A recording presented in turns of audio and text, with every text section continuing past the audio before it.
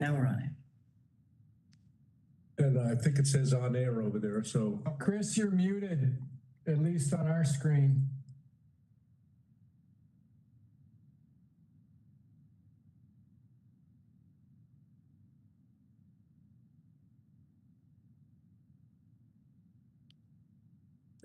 Can you hear us?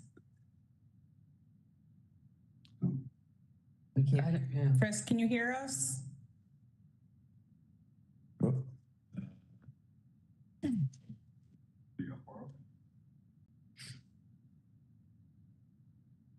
We've lost them entirely. Can we shut off the streaming? He's got to be able to be seen and heard. That's what I mean. Should we shut off the stream? Everything's bad. Oh. We're live right now. Yes. Eric, can you take us off air? Yeah. I go through this a lot.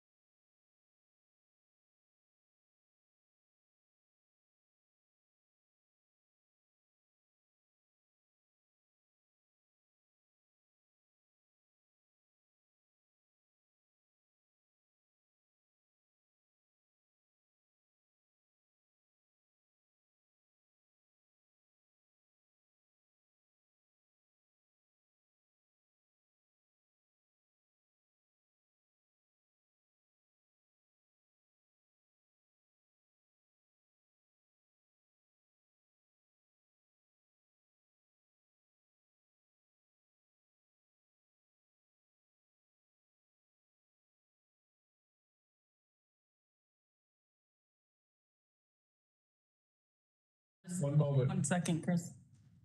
We're live. Okay, now we're on. Yes. Very good. So this is the meeting of the Governance Committee for the New York State Olympic Regional Development Authority. It's May 27th. I'm calling today's meeting to order at 2 p.m. Thank you all for attending today. We are welcoming committee members in person and remotely via video conference. Also to the viewing public, thank you for joining us today. Please note this meeting is being recorded. A link to the recording will be posted on the Olympic Authority website following the meeting. As we start with today's items, I'll remind committee members to speak as clearly as possible and to identify yourselves each time you speak or make a motion. I apologize for the condition with my audio. An agenda is included in your packet. And Renee, can we have a roll call to ensure a quorum is present, please? Chris Pushkarsh. It's muted. Unmuted those. Oh, yours. Chris Pushkarsh. Here. Diane Monroe. Steve Hunt. Here. Art Lucy. Here. And Joe Martens. Here. We have a quorum. Thank you, Renee. The first item for the committee action today on today's agenda is the approval of meeting minutes. May I have a motion approving the minutes of our last meeting held on June 11th, 2024? So moved, Art. Seconded by Joe Martens. A motion by Art, seconded by, Joe Martens. thank you, Joe. Is there any discussion? Hearing no discussion, all in favor? Aye. Aye. Aye. Any opposed? Any abstained? The motion carries.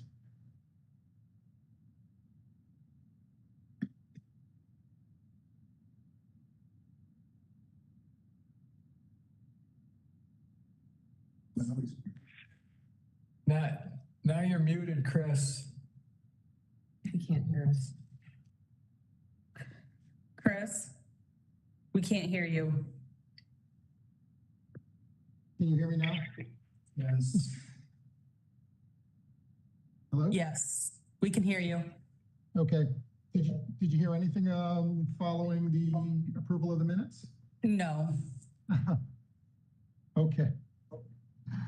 We had a motion by Art, seconded by Joe. Any discussion?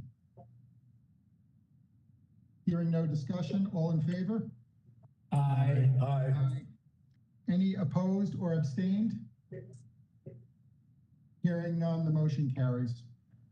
We'll move right along to the next item on the agenda, which is the designation of the Olympic Authority's policymakers for 2025-2026 and proposed resolution number 556.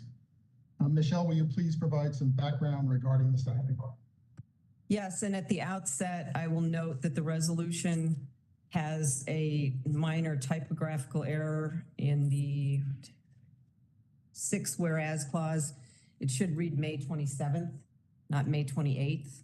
So we will correct that before the resolution is presented to the full board, assuming the governance committee decides to present it to the full board.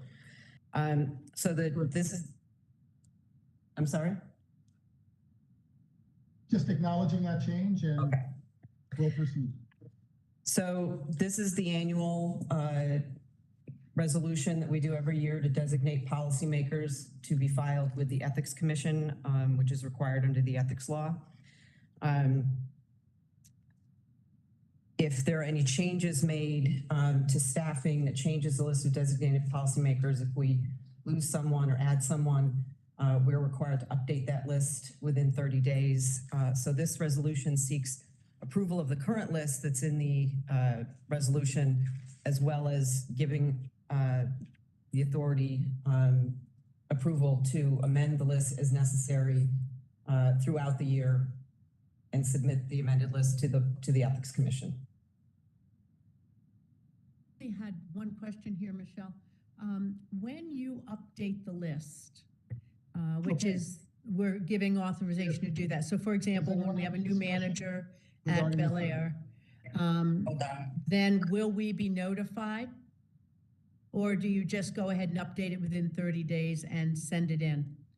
We usually just update it and send it in, but we can certainly provide. No, I think it's pretty clear. So it's going to be anybody who is a manager, a director, correct? Anybody in those classifications? It's anybody in the classifications that the authority decides is in a policymaking position. So the current list is all of our executive staff. and Right. Senior management and general managers, as well as attorneys who by statute are policymakers. Okay, I thought I saw a director of marketing position, but I didn't see it listed in here. Do we have somebody in that position right now? We do, but we've shifted the titles away from director over to senior manager. Okay, So Very we're good, just thank you. adjusting the titles.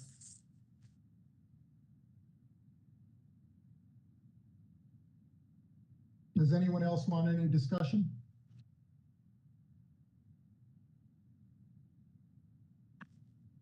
Hearing none, may I have a motion? so to moved, approve Diane, Resolution 556. so moved. Moved by Diane. Yeah, Do I have a second? Second by Art. Thank you, Art. Any further discussion? All in favor? Aye. Any opposed or abstained? Hearing none, the motion carries. The next item on the agenda is review of certain policies and procedures and proposed resolution number 557. Michelle, would you please provide some background regarding this item? Yes, the June meeting is also the meeting where the board reviews and if necessary, makes any changes to policies that are posted on our website and are significant policies for the authority. A few of the policies, which I'll talk about in a minute, have had substantive changes made, and I'll explain those more in just a second. Most have had minor grammatical changes or clarifications to language, and all of them have been edited to change the use of the acronym ORDA to the use of the term Olympic Authority. Policies with minor changes to grammar or minor language clarification include ethics, defense and indemnification, equal employment opportunity rights and responsibilities handbook, gender-based violence in the workplace, open data, paid family leave, procedural rules for remote participation in board meetings under extraordinary circumstances. We also changed the title of that policy to reflect that, and the service animal policy. The policies with substantive changes are the background check policy, the property disposition policy, and the whistleblower policy. The background check policy, we've revised a few times. Every year we find something about it that needs to be adjusted to reflect the needs of the organization for background checks for various positions. So specifically, the background check policy this year has been revised in section 3 to require that every candidate, as defined under the policy, undergoes a full background check in accordance with the requirements of section 5.3, which goes through the different levels of background checks and the processes for them. This is because we have found that while we initially broke down categories of people and we were not background checking everybody, we were doing sex offender registry searches, but we were not necessarily doing full background checks on everybody. We've realized that there is a need to do that throughout the organization. So that's now going to occur with everybody that's a new hire or promotion. We've also revised the category 1 covered positions to cover the senior manager title that has been created. And the category 1 position includes not only the full background check, but a credit check because those positions have fiduciary responsibilities. And then we included a revision to the category 3 covered positions, which is the safe sport background checks, to exclude ski patrol and medical staff from automatic safe sport background checks as part of their onboarding, because we determined that it really isn't necessary to put every single ski patrol and medical staff that we have through the Safe Sport program. They're not all dealing with Team USA athletes. And instead, those people who are assigned to work at events that will be in a position of authority or regular contact or direct or non-public access with Team USA athletes will go through Safe Sport screening and training just for the events that they're going to be staffing. Does anybody have any questions about that before I move on to the property disposition policy? Sure. Yeah, Go you want ahead, to go first, Danielle? Diane? No, you go ahead. Okay. I would start with the background check. So what we're saying is that now every new hire will be background checked. Is that meaning driver's license? Can you explain what a background check, what we do? Do either one of you want to go through the process? I can talk about the process if you have anything to add to. Sure. We use an external vendor who does all of our background checking. So the employee will be offered a role contingent upon the successful completion of a background check. We use an external vendor, I can't remember the name, NCS, I think, and they driver's license, all of that stuff, and pull up their record, and then depending on the level position they hold is the level of background check that will happen. Like not everybody has a sex offender registry check, but some people do have, some positions do. But we were finding that there were gaps in people that were not getting background checked and really should have been. And so made the decision that across the board, we needed to background check all employees. So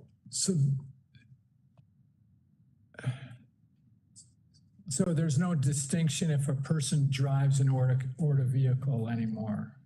Oh, yes. Yeah. And everybody who drives an ordered vehicle has to have a driver's license. We do that for, and those people have to sign, forms that acknowledge that they're being background checked. But yeah, we make sure that we know the records and the driver's license. So that's we've always had that policy. Yes. Okay. Yeah, that doesn't change. This is just now expanding Yes. to Yes. all new hires. Yes. Well, I think it's a great idea. Thank you. I agree, especially because in our organization, people tend to move around and it can be easy to overlook circling back. So I think it's really smart. I also need to say, I actually had the time to read this stuff.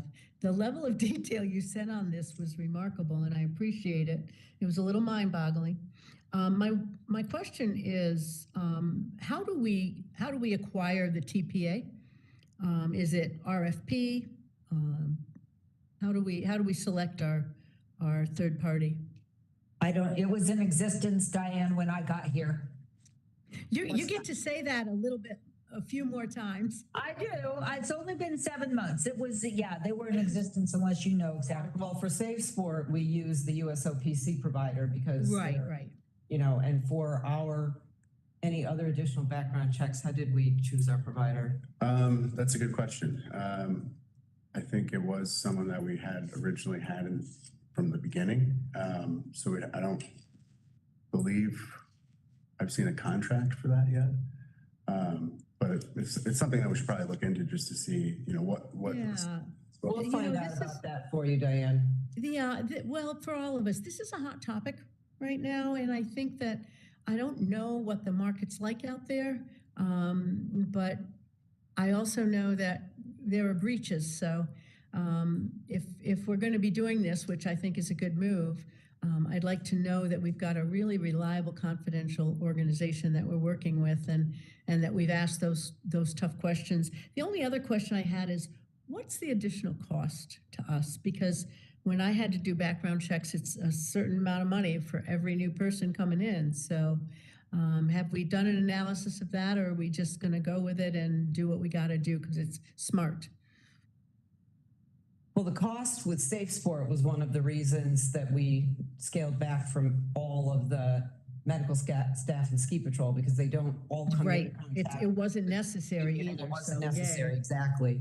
As to the rest of it, I don't know whether we've looked at the, Okay. My understanding is that the cost varies between the background and the states of residence that they've, Right, that they right, that makes had sense. a number of years that we check back.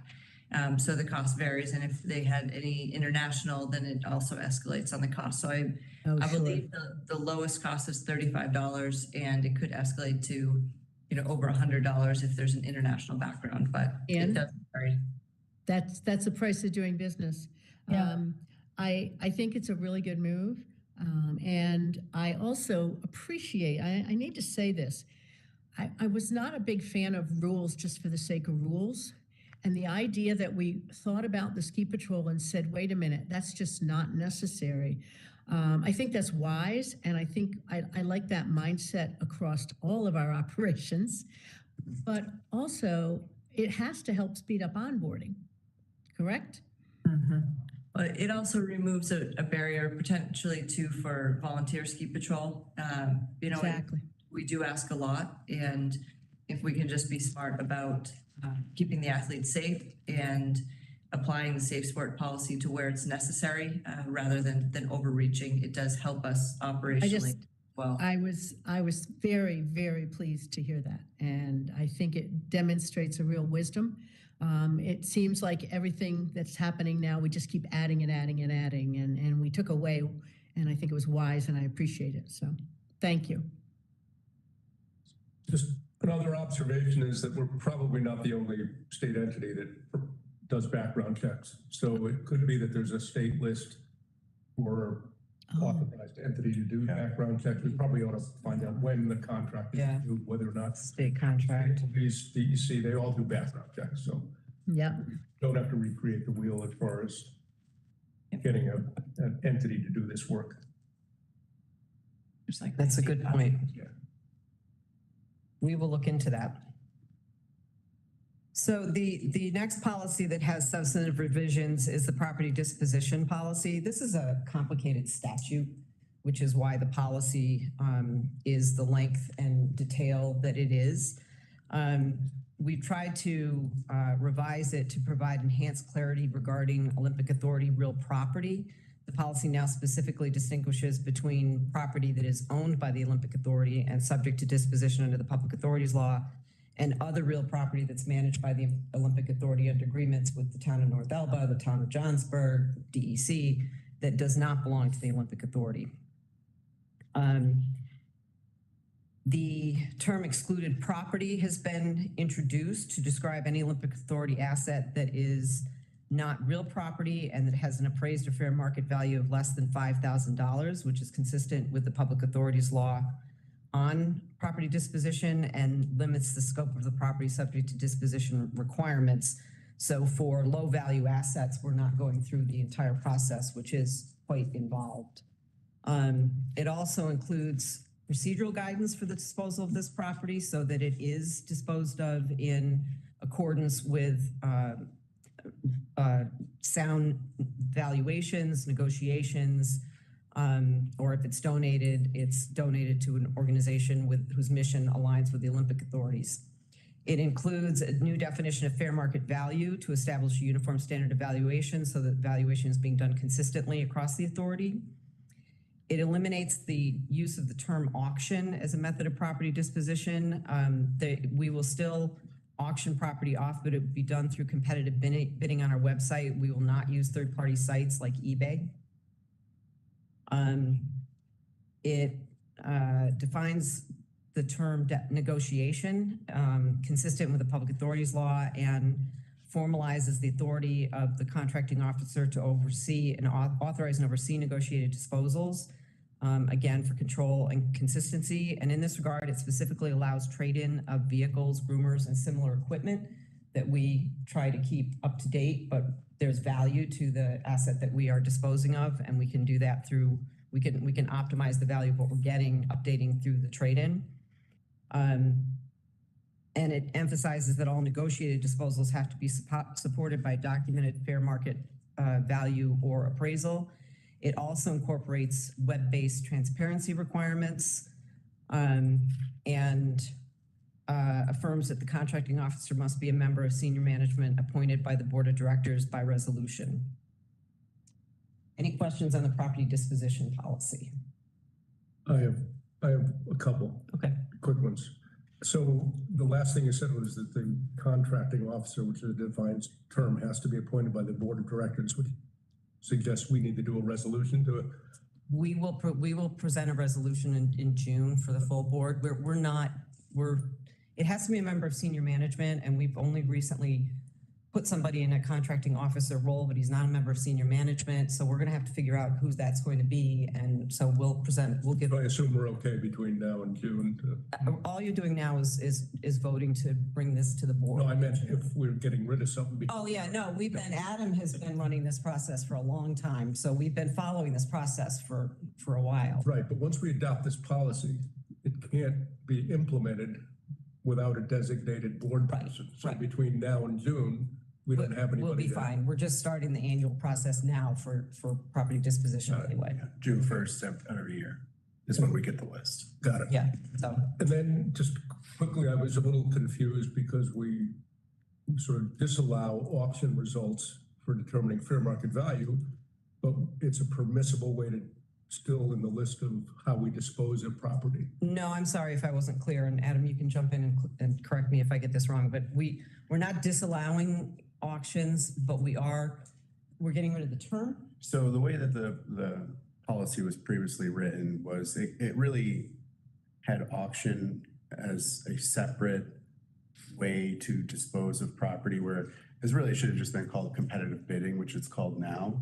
And other language under that same section in the previous policy allowed for third-party websites such as eBay to be used for that process, as far as creating those auction sites and uploading whatever property we had and going through it that way. Whereas now we have a property disposition site on the ORDA.org website where we post all the property that we that would fall under the category that we're talking about here. So it still goes through an auction in a way. It's a competitive bid process where we receive bids from the public or whoever it might be that wants to bid on a piece of property.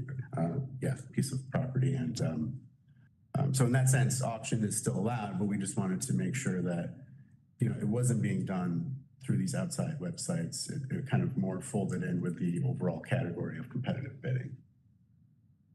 Okay. It's essentially, it's just more clarifying and removing the auction term. Thanks, Adam. I had a question about, were you done, Joe? Yeah. Okay, I had a question about real property, the definition. So I think it's real estate or real property real property is any property above $5,000, right? No, so real property is a real, like you're thinking in the terms of real estate, yeah, like land, anything that's real property is a real estate term. Whereas just property is Personal property. Personal property, yeah. The two definitions are. So for me to make sure I understand this, let's talk about the ski bowl. We own the land is owned by the town. Yeah. Yep. And in terms of anything ops related and facilities related, who owns it? We manage it. The town owns it.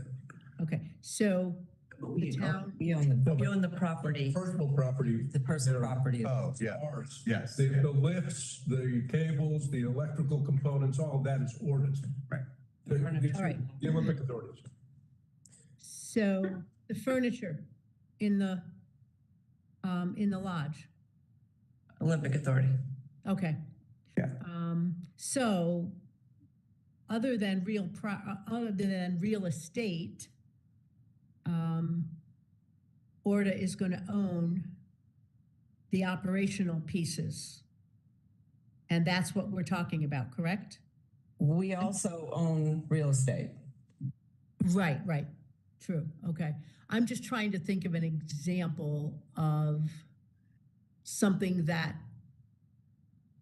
isn't owned by ORDA. on the sites that we lease. I was just trying to think of what an example would be of that. When we initially took over the Olympic Center and the Oval from the town and the ski jumps, there was an inventory of property that belonged to the town that came with them. The same is Got true it. with the DEC facilities, but as time has gone on, we've updated those inventories, and there's really nothing in any of our facilities at this point that doesn't belong to the Olympic Authority. That now it makes perfect sense. You're creating a policy for very diverse venues and circumstances. Thank you. Okay. What do we do when no one wants it? Give it to them. So, well, I mean, so depends on what you're talking about, right? So personal property over 5,000 has to go through this process. If we can't find anyone to purchase whatever it is that we're talking about, then the contracting officer's responsibility would be in work. A mechanic who doesn't want to scrap anything, and then you basically have a junkyard. Yeah. And the last thing we need is to have that. And I know we're trying to clean it up right now. And so I'm just encouraging us to be a little more progressive with don't appease the mechanics anymore. Get rid of the stuff. Yeah. Change in the policy that's been made where the evaluation of under $5,000 is very helpful in that manner, because the lesser valued items that somebody may want to hang on to, it simplifies our ability to get rid of it. Thank you. Good call.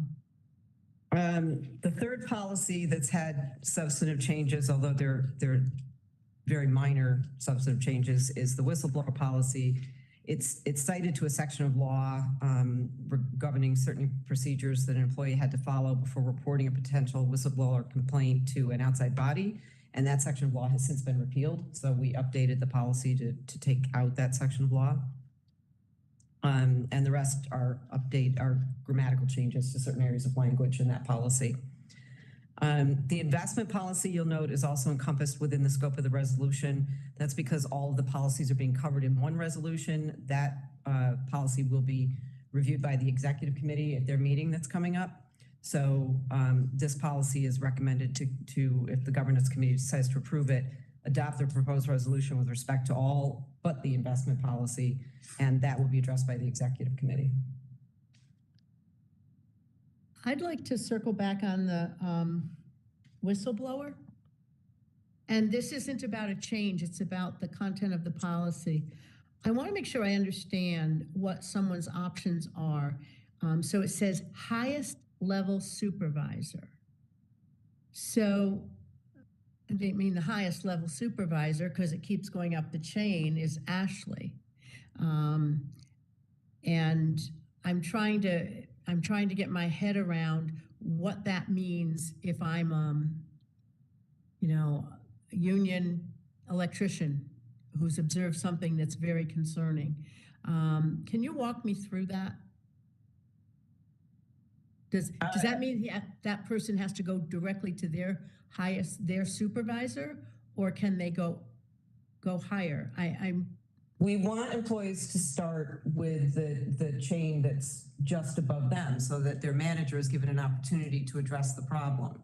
If that manager doesn't address the problem, then the employee has every right to keep going up until they find somebody who will, or if that doesn't happen, that's where they have the right to go to an outside body and report the violation to the AG's office, the Department of Labor, OSHA, whoever it happens to be. So when I read it, it doesn't. Brenda, do you want to clarify something? Yeah, well, I want to add something onto that, Diane, is in the example you gave with a union employee, the union employee can also go to their union steward or to the union president and report it there. Okay. So, and then what would happen in that case is they would reach out to me so we could find a resolution to this. Right. Yeah.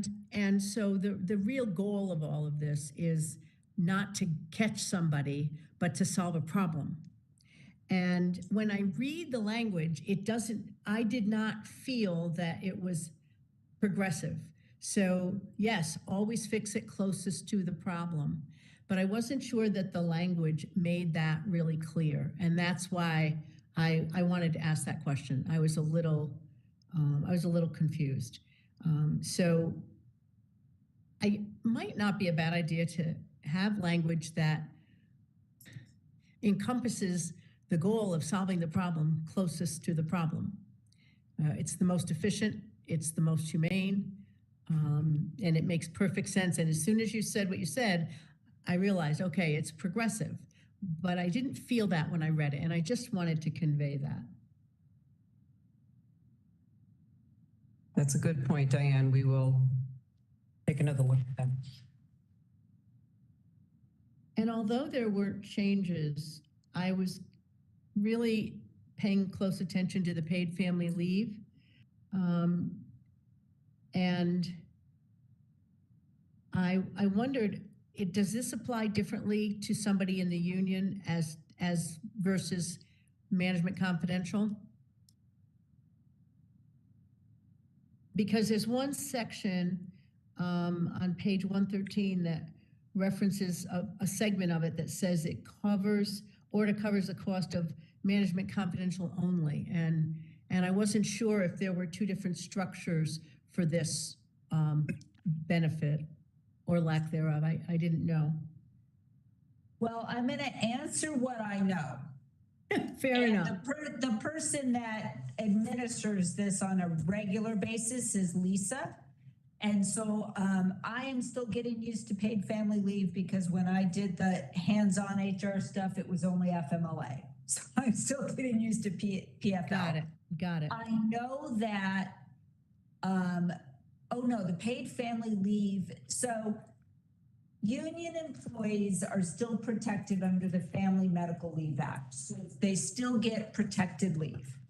The paid family leave, to the best of my knowledge, and I'll correct this, I'll find this out for sure with Lisa, the PFL, it's actually a New York State program. It was put into effect about 5 years ago because it was just when I was leaving FIT. It's a New York State program that the employer contracts with an insurance firm that helps provide the benefit. And we do offer the paid family leave only to our MC employees. Okay. And the reason behind that is the way the law is written. So the protected leave, the FMLA leave, is still in existence for our union employees. The paid family leave, to my understanding, is only our MC employees, and I can clarify that. Okay, no, I that helps me get it clearer in my head. And then there's only one other thing, and that is there's a segment that says that the leave may be taken all at once or intermittently, which is very smart, and it must be taken in full day increments. Right. Can I've seen that full day increments or part day increments in other policies. Why is that a thing?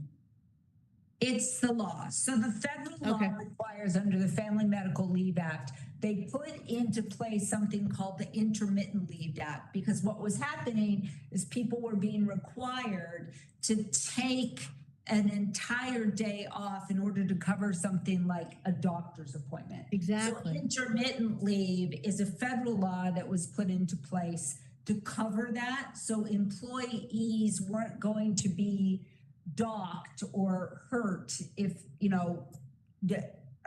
with their leave balance and stuff, if they needed to take leave, right? So. But it says must be taken in full day increments in the language. Oh. I thought. Yeah, but that's under paid family leave, so that's different. Yeah. Okay. Yeah, that's under paid family leave, not like FMLA intermittent leave. And the reason for that must also be from an insurance perspective, because it's being covered from an external insurance provider. That's my educated guess, Diane. That may be not my 100% answer, but my educated guess. You can find that out. Yeah. Well, and then of course that takes me right back to where did we get this insurance company and what kind of They've been our benefit provider for years. Okay. Yes. Excels. That must be taken in a full day increment when in fact, It's Excels, yeah. It's Highmark. there are other policies I've seen that require that if they take time, it has to be in half days. I just don't understand that. I'll see what we can find. Yeah. Other than that, great information. I'm no expert on this, but I am pretty sure on paid family leave, you get 66% of your salary. So I'm sure that if you're trying to do a half a day, then they're getting down to 30% of your salary, and you're like, is this really worth taking a half a day for such a nominal proportion? So that's my understanding of how the insurance of that paid family leave works. But we'll find out. Yeah. Thank you. I appreciate that.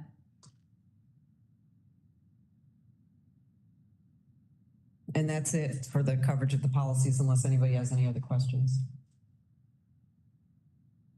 Okay, thank you. Thank you, Michelle. That was a lot to handle, and thank you to the committee for the discussion on various items.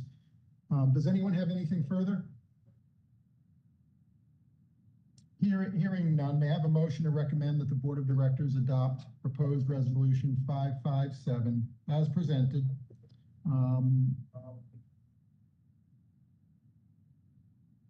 So moved. Joe Martins. Is it as presented or as amended? I thought Michelle had one change, a date change. That was the policymakers. Okay, very, very good. I'll second. Thank you, Diane. Any further discussion? Hearing none, all in favor? Aye. Any opposed or abstained?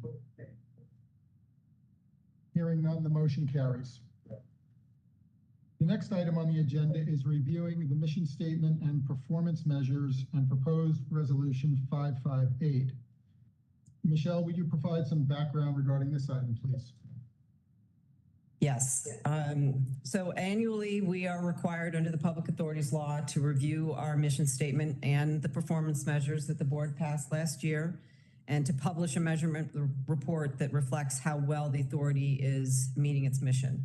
The purpose of that is to make sure that the mission has not changed and that the performance goals do not need to be adjusted to meet the interests and expectation of our stakeholders. So last June, the board approved the performance measures that the authority has adopted for assessing its effectiveness in meeting its mission statement.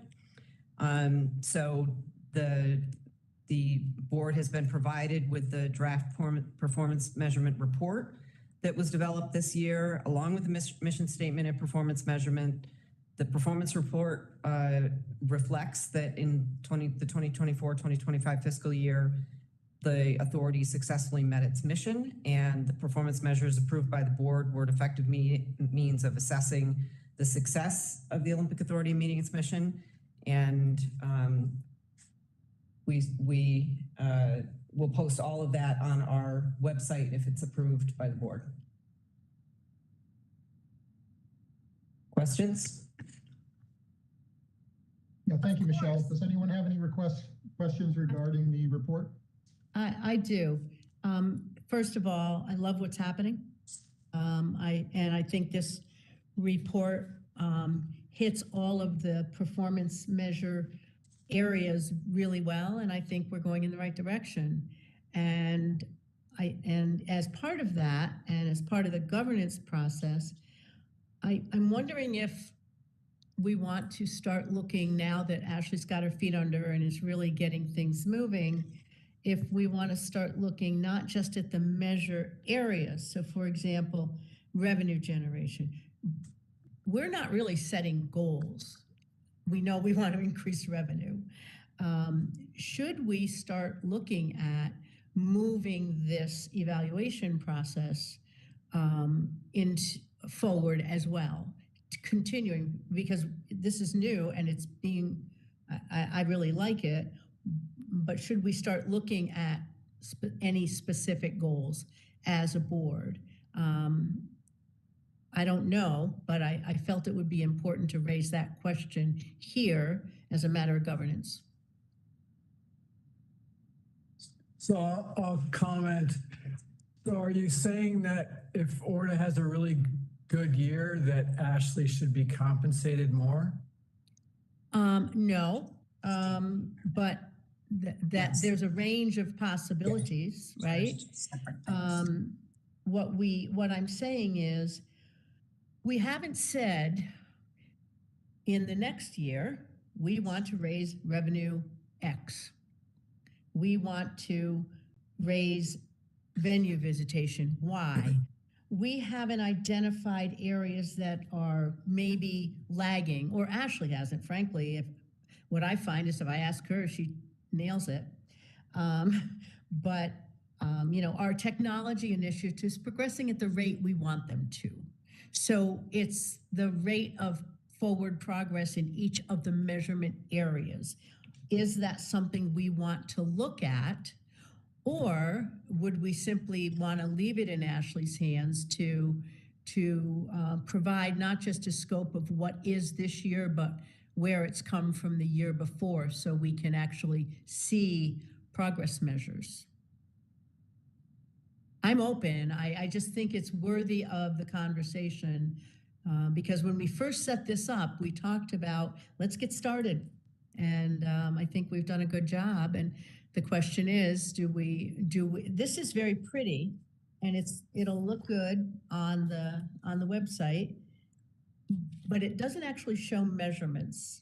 And frankly, I'll be honest, I don't think that we as a board should be identifying specific measurements, but as Ashley talks to us about where she wants to see changes and more rapid growth in this area or a different direction in this area, should the progress be reported on, not just the state of things this year? This is a state of the union, and I'm wondering, should we look at progress measures?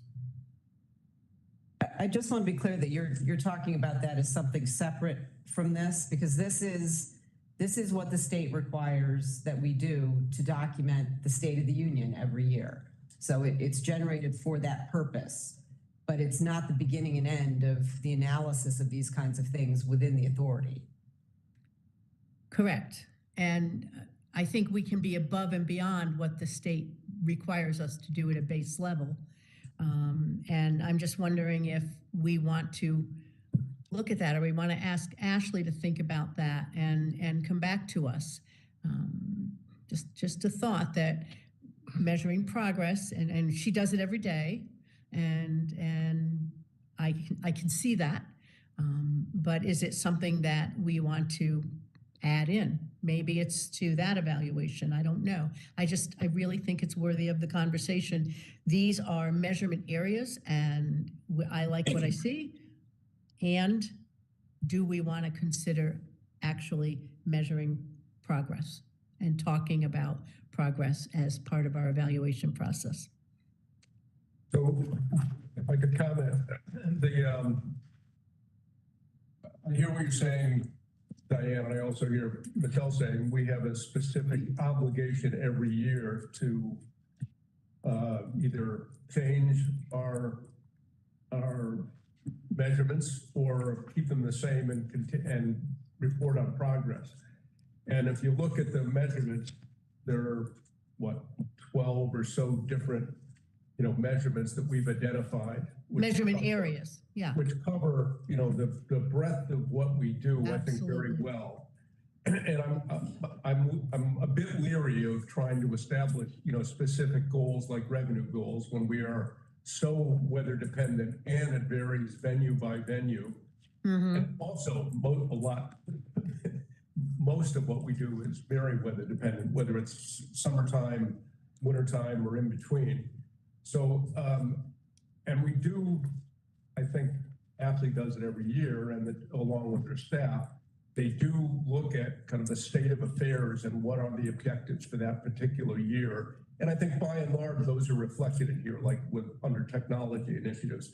The focus was on new cameras at the bobsled, which, improved dramatically our ability to track the athletes, provide better communication with the public. So, those are That's a good example, constantly yeah. evolving every year. And I hear your point about, are there things like that that we can set in the beginning of the year and then measure them at the end of the year? And I think, keeping that in mind for how we report these activities is a good thing. But I'm not sure that we need to change any of these immediately unless there's something that jumps out that we're not capturing that we think we should capture. But my reaction to all of this is we've captured the breadth of what we're supposed to be doing.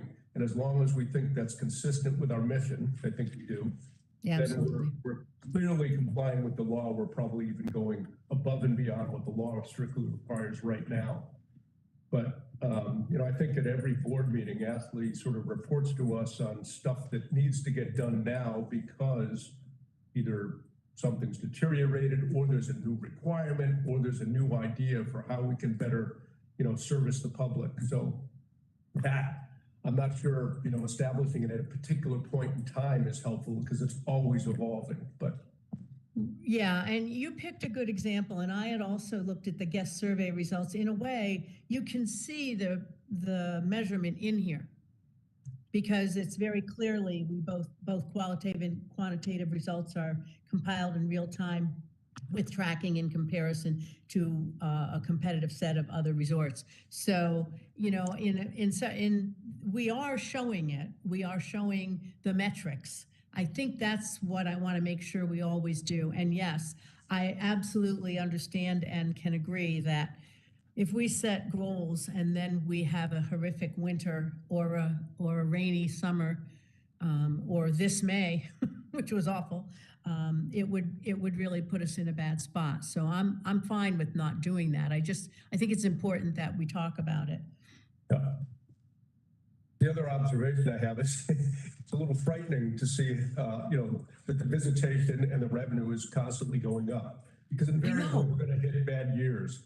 And then we're going to have to explain why we didn't keep on the same trajectory. I mean, this is all very, very positive stuff. It's amazing. It's not going to stay that way forever. And I think we should, at some point, probably, hopefully not while we're all sitting around this.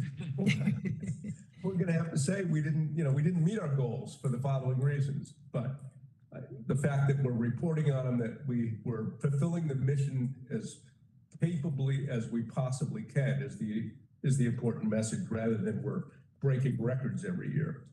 And by the way, Joe, we have said for 3 years now, well, we got as high as we're gonna. This is my friends down here at Bel Air. That's as high as we're gonna get, and then we don't. We just keep breaking it. So maybe we're just gonna keep climbing. I'm an optimist. This looks beautiful. Thank you.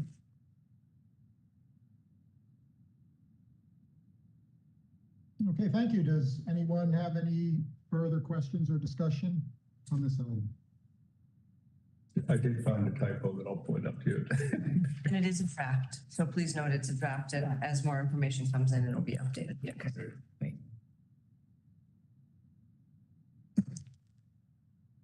Okay, no other questions or items for discussion. May I have a motion to recommend that the Board of Directors adopt proposed resolution 558 as presented? So move, Steve Hunt. Second, Art Lucy. I have a motion by, I'm sorry, I didn't get it. Steve. Steve, thank you, Steve. Second by Art. Any discussion? All in favor? Aye. Any opposed? Any abstained? Hearing none, the motion carries. For our next item, may I have a motion to go into executive session to discuss a matter made confidential by state law? Steve Hunt. Oh. Second. I have a motion and a second. Any discussion? All in favor? Aye. Aye. Any Any opposed? Any abstained? Hearing none, the motion carries. This meeting will now go.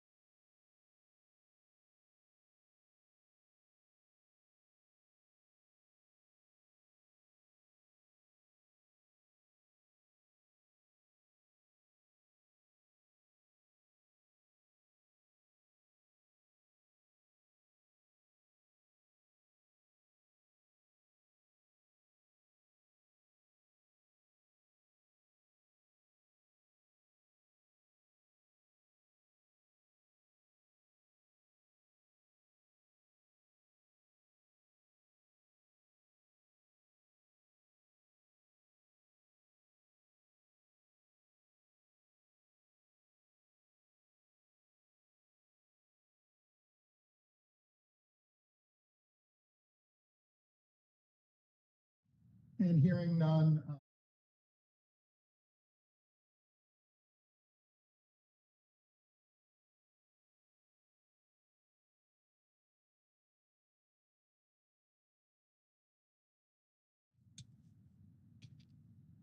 you'll just give me a heads We're up live, when you're. Chris. I'm sorry? We're live. Oh, good, thank you, thank you. Again, apologize for the clunkiness of my connectivity. The meeting is back in public session following a successful vote on motion to end executive session and resume public session. No action was taken during executive session. In executive session, in accordance with the requirements of the Public Authorities Law, the committee reviewed and discussed the 2025 confidential board evaluations and the confidential summary that the committee is required to compile and summarize to submit to certain oversight entities listed in the law. The submission is required to be made no later than 90 days after the end of the fiscal year.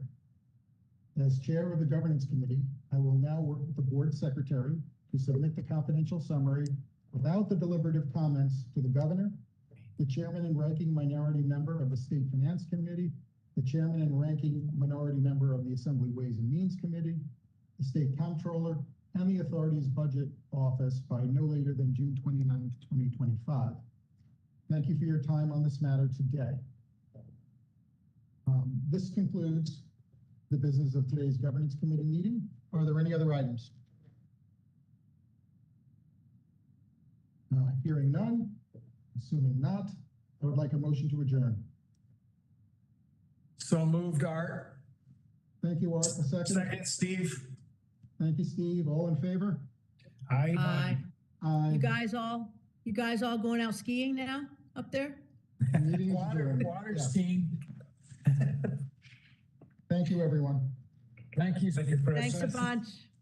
Bye, Diane. See you next month.